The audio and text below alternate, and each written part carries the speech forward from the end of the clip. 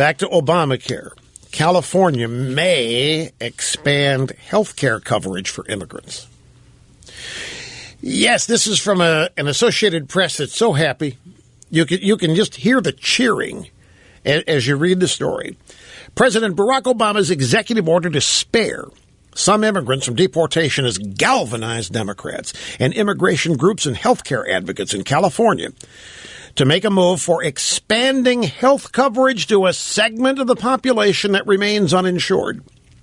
The president's action excludes immigrants who came to the country illegally from qualifying for federal health benefits. So the state of California wants to pick up the slack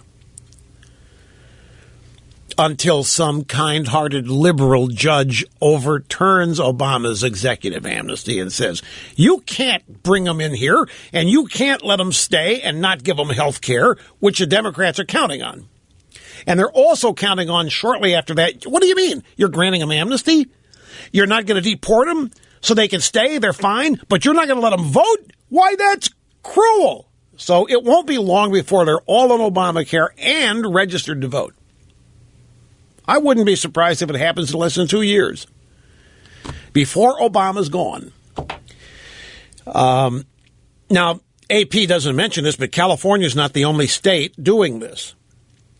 But in California has its own policy providing health coverage with state money to low-income immigrants with so-called deferred action that allows them to avoid deportation. Immigrant and health care advocates say that means Obama's executive order will enable hundreds of thousands of low-income immigrants in California to apply for Medi-Cal, which is California's version of Medicaid. Medi-Cal is a health program for the poor paid for by the federal government and the state. It has grown by about 3 million people in California under federal health care reform. You like that? We reform it and it grows. Yes. Now covers more than 11 million Californians, 30% of the state's population.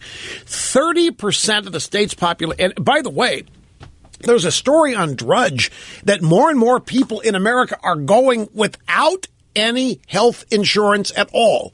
They're allowing theirs to drop, and they're not because they can't afford it, even with Obamacare. More and more people dropping health insurance because they can't. Now, that's not what was supposed to happen. Remember, premiums are going to come down $2,500. You're going to be able to keep the plan you liked.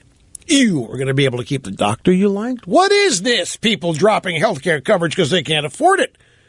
It was supposed to be just the exact opposite.